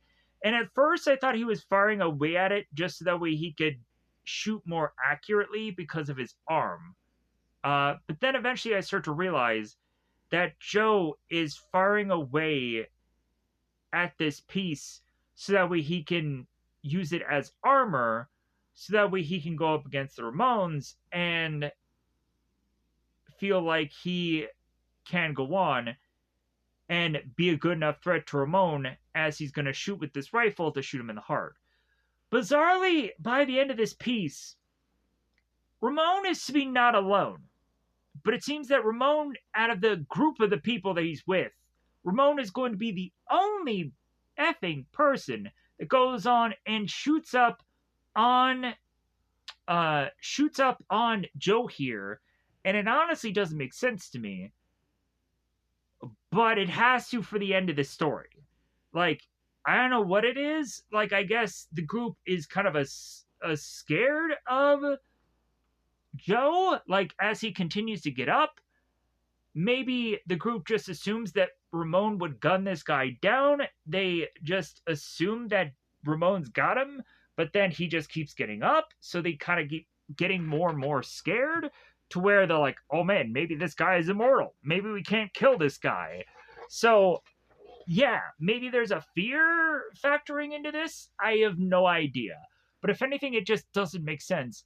And then Joe just mows them on down, anyways, and then just goes after Ramon with this being back to one on one.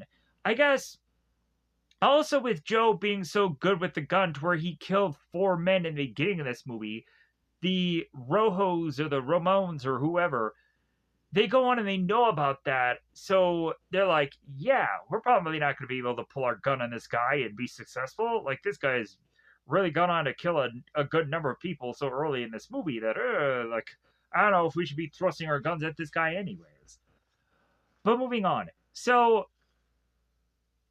here is where we see that Joe is to be pulling an Iron Man. He's going to be building scraps in a cave. Whatever. He built this thing with a box of scraps. Yeah, that whole thing. So, here's what we have Pepito, who is to be giving Joe the news about, like, yeah, Salvanito is not coming to you with your stuff, with your resources. So if anything, they're keeping him in the town and they're beating him up to question him. But he's never going to give up where you are. He knows where you are, but he's not going to give you up. Pepito goes to give Joe this gun because, like, yeah, I kind of thought that you would need this because evidently the Ramones had taken his gun earlier, because of course they did. So as Ramon is now in the middle of town holding Salvanito onto this thing where he's getting hung and tortured and hurt badly. Papiro also gives Joe a thing of dynamite. And so I guess, like, since Ramon had been explosive before, I guess Joe, by the end of this film, is going to be explosive now. I don't really much remember what exactly they had used the dynamite. Oh, I think they used the dynamite to have Joe enter here. They exploded one of the buildings for Joe to come out of it to look, ooh, spooky. Oh, yeah. Anyways, so yeah, so here they go with exploding one of these buildings, and then Joe comes into town. So the guys all get set here, and Ramon is to yell out Gringo, and we have Joe is like, well, hey, like, I heard you wanted to see me. So Joe is asking to cut the old man down. So here's where Ramon starts firing. And Joe starts getting up. You lose your touch, Ramon? Are you afraid, Ramon? If you shoot to kill, you better hit the heart, Ramon. The heart, Ramon. The heart. Yeah. This is all going on at the plethora of different times that Joe is getting up after getting shot multiple times. The further and further Ramon continues to use more and more bullets. He shoots him down once, he shoots him down 2 times, 3 times, continuing to use up more bullets, to the point where eventually Ramon will start to lose bullets out of his rifle. Don't forget the heart, Ramon, the heart. Aim for the heart, or you will never stop me, Ramon. What other kind of things we just throw in here that I should probably just repeat, parroting away? Because this is towards the end of the thing anyways. Holy crap! Almost 2 hours, and this movie is an hour and a half. Oh well. Like, nah. I know that these things always go long anyways. I know a lot of people complain about it.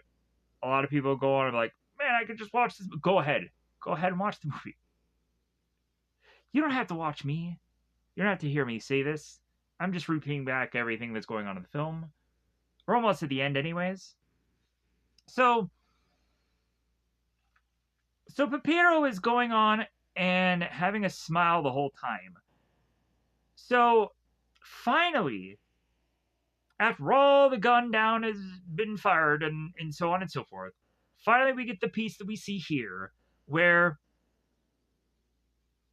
Joe is to reveal about the metal chess piece and he flops it down. Because this is at a time, anyways, where Ramon has to no longer have any more bullets. So, as Ramon's people are to go on and be tempted to shoot down Joe, Joe goes on and whips out his gun and guns them all down. Because of course he does. Because he'd killed 4 people before. What's the difference here? So, then we see Sal Benito, and Joe goes on and I think shoots his rope and has him go falling down. So now we harpen back at the rifle and the pistols thing here, which is to be a callback. So Joe goes on and tells Ramon, hey, I'm going to go on and I'll throw my gun over here, this pistol, I'll throw it over here, Ramon, and we'll see who's fastest. We'll see who can go on and win here. So Joe gets over to his pistol, and so they end up putting ammo back in their guns, and Joe, of course, is the one that's faster. He blasts away at Ramon, shoots him, and we see blood pouring out of Ramon's mouth. Blood flows from Ramon's mouth, as well as also the falling of Ramon and dying. The next thing we see is a shotgun or a rifle of some sort popping out of this window. Sal Benito is to fire upon Rubio, who has kind of positioned himself in a window off in the distance, and then ends up getting killed. He ends up falling through the window and falls to the ground dead. So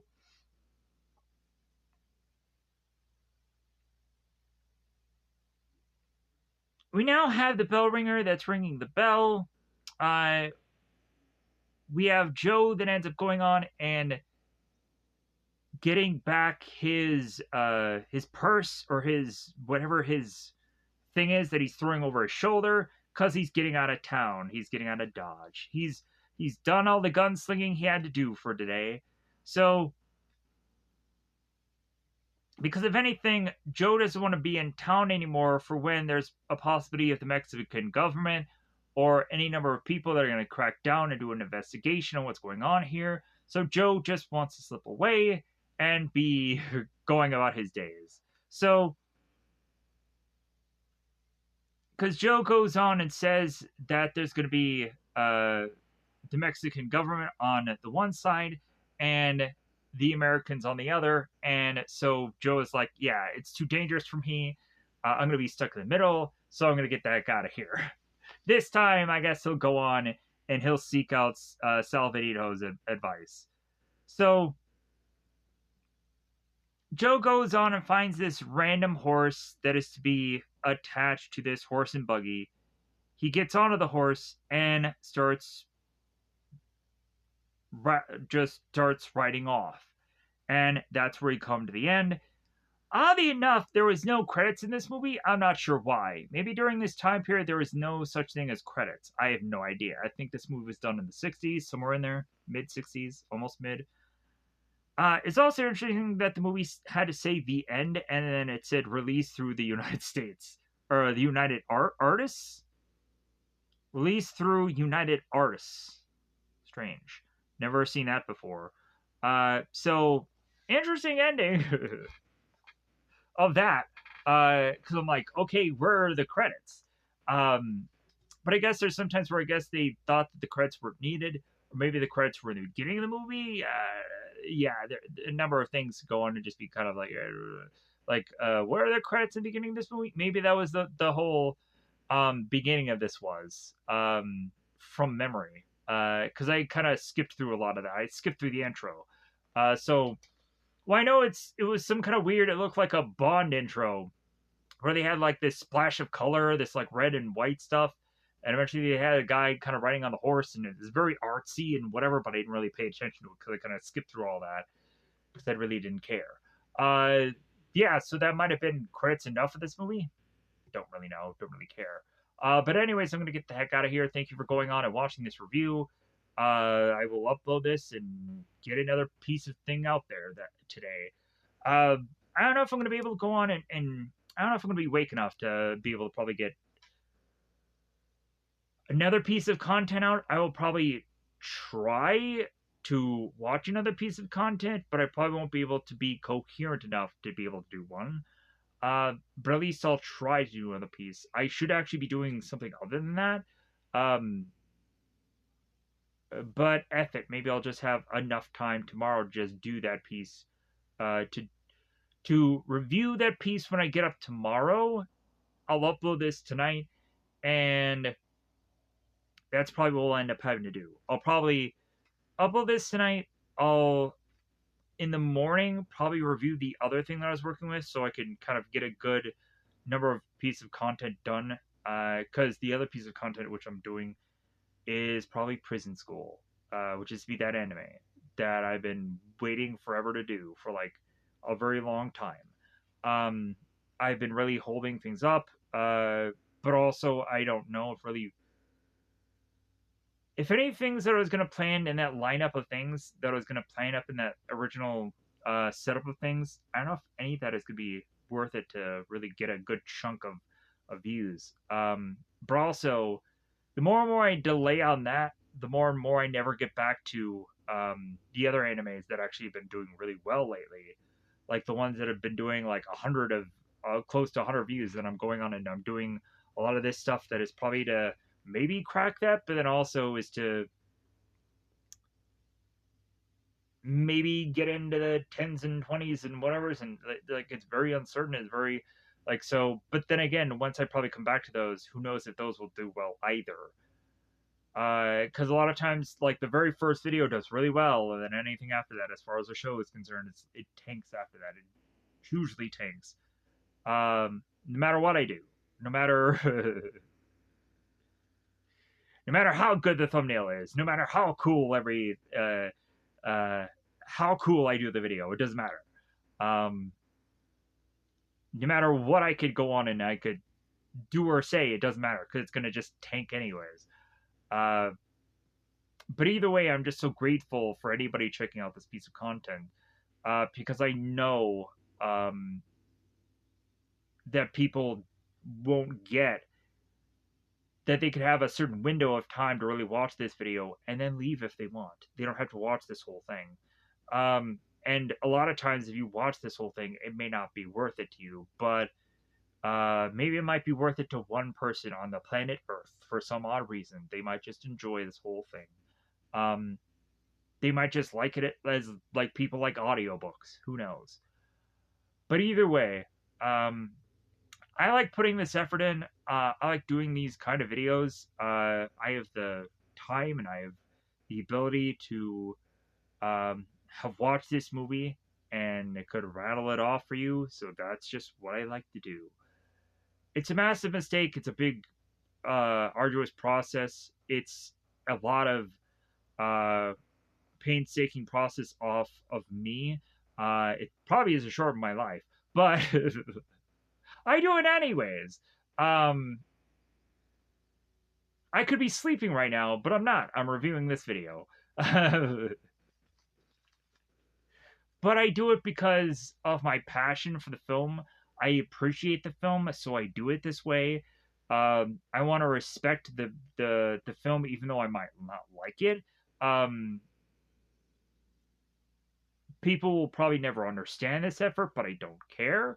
Uh, at least I can go on and always say that I've watched the movie, even though some people will not watch this video long enough to really understand that or really care.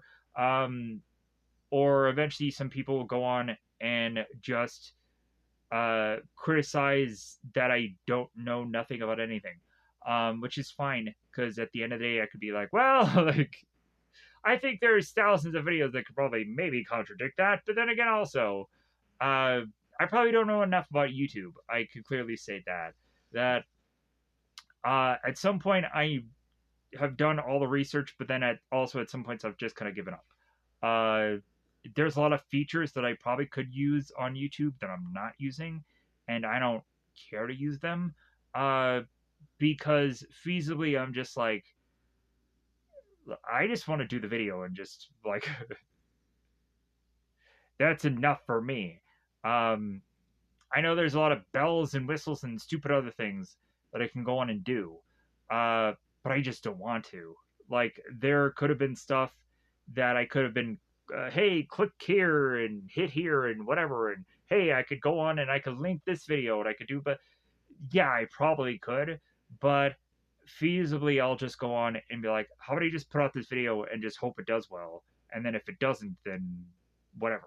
Like, I'll just go and I'll do another one tomorrow and the next day, and then like, if anything, like I'm just gonna go on and just keep just putting out a load of videos, whether it is to be every day, every other day, or every couple days. So that's how I'm hoping that I'll keep going on and making some kind of progress on here. Is I will just keep trying. Um, I know that the content is going to be all over the place. It's going to be whatever I feel that day. It's going to be whatever I just like. You know what? I think that this movie just might be something right to do, even though it'll be a big, massive mistake. I'm going to do it anyways because F it, why not? And hope for the best. I'm going to hope to also get back into a little bit of anime. There's still some anime titles I'm going to go on, and I want to cover, like Prison School. Uh, uh, like, I know that people are like, really? That title? Yeah, like, and it seems surprisingly that when I go on and I do these things, there's actually an audience behind them. So I'm like, great. Like, I'm making the right choices, luckily.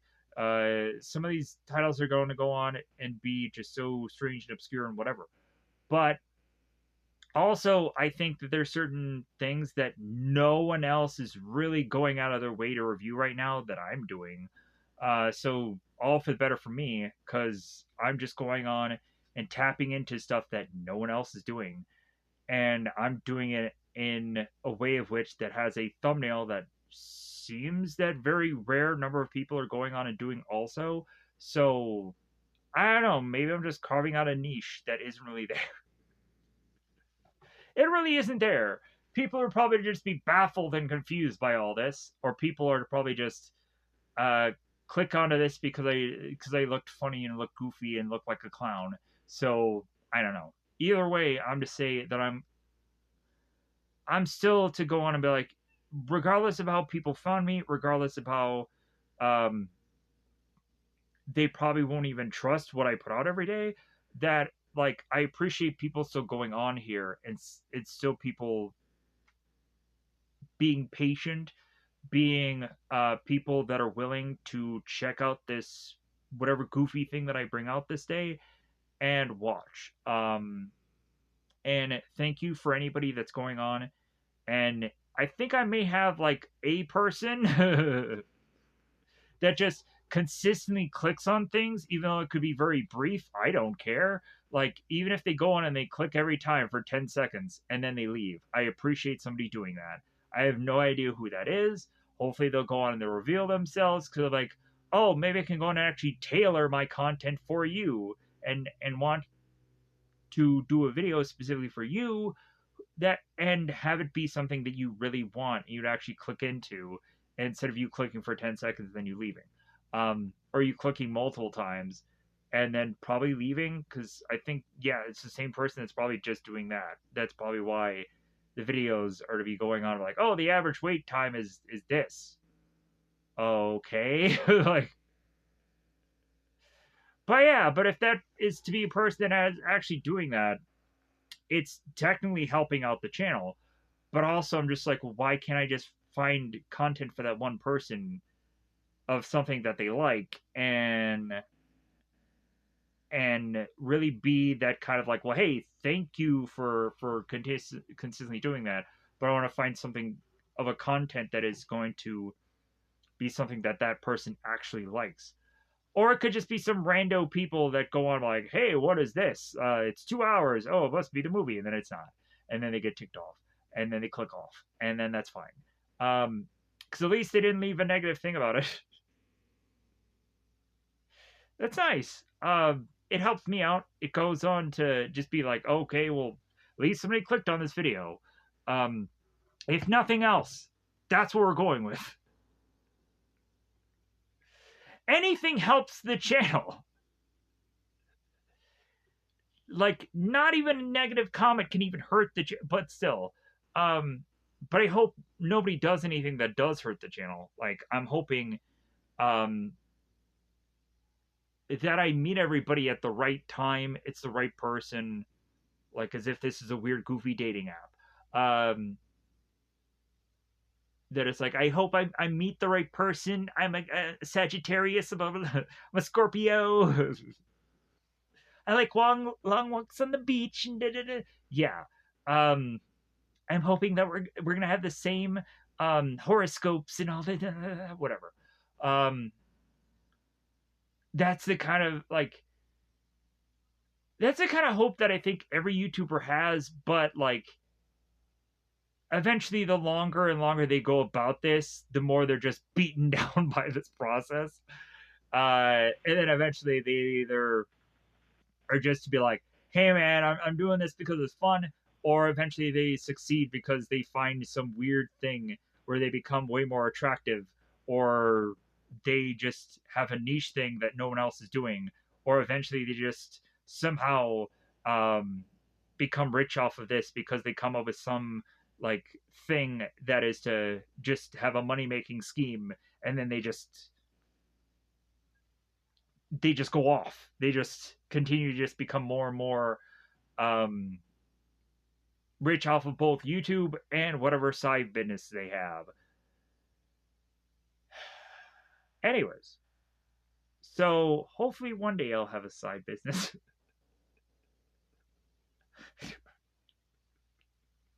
Which is this? No. Yeah. Um, that'd be nice. But anyways, no. Realistic. Well, for me, realistic has been gone years ago. But at least the channel is at a point now where I can be a lot more hopeful. Uh, the channel is at a like I am at now where I could be most of the time more happy. Um, Instead of like I'm doing this again. There were sometimes where I did really take a lot of time off to come back here just to really um get to like, yeah, I'm at an itch where I want to do videos again, and isn't that kind of weird? Like, I guess it's like a Jacksepticeye's and Markipliers, but they actually get a load of money off of what they do. I'm just got a guy here that just does a video, and then whenever that happens next is whenever that happens next. Anyways, so I'm a guy that viciously puts a foot in my mouth. Um, so yeah, like all these videos are going to be like, why did I say this by the end of the video? But if anything, it always is to be a thing. Like today, like I was so viciously annoyed to where I was like, I just don't effing care. Like, but like somehow I still found my way to do a video today. I still found a way to do something that I could eventually upload, which is this. Um, when really I was at a mental state that I'm like, F it, like I was to just be at a date where it's just just seemingly either nothing was going right or it was just the consistent, like the whole day was just like, well, hey, this is a certain time of the day for this. Like, are you sure it's in the? It's like, yeah, it's. If anything, I'm very cryptic about what I'm saying here, is because I don't really want to go on in depth about it. Because, like, if anything, like that, something like that is getting way too personal, and I'm not going to bring it up. But yeah, but it was like there was a very specific thing going on throughout this whole entire day for hours, where someone was just asking about a certain time of something, and throughout the whole entire day they were consistently asking about that same time over and and it was just like I you can really get it that like this person is dealing with something, but like I'm dealing with that person dealing with that something, and it becomes like a little much where that person is asked about like 10 times in that one day about the same time period of when something is going to get, and it's just like, okay, like I guess we can start to figure out where our days are going to be going, like every day now, um that this is starting to get further and further along. um but hey, there is just there's just stuff going on in my life. There is really just stuff where I'm just like, how did I get here? How did I get to this point? Um, but I'm just gonna keep going. I'm just gonna keep stupidly pushing myself.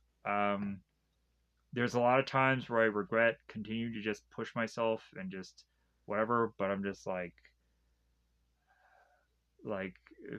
what else is left? What else is there? So I'm gonna keep pushing myself. I'm hoping for the best. Uh, I'll see where tomorrow takes me. Let's hope. Let's hope for the best for tomorrow. Let's try to be optimistic, even though like throughout the day I was just so like I was just so like I'm fucking done. I'm so done. Like I'm just so like I don't want to deal with this anymore. But like I'm just gonna keep going and just keep pushing and uh try to be the best person I could be, uh and just I don't know. At this point I'm just like let's hope that this YouTube thing works out, cuz otherwise my life is just going completely down the toilet. At least I'm being brutally honest here. Like that's how just completely I am to just I probably should not be saying all this, but I am anyways. So thank you for listening to the ramblings of a crazed man that has lost his mind in every one of these videos. Um yeah. Thank you. Bye everybody. Bye everybody.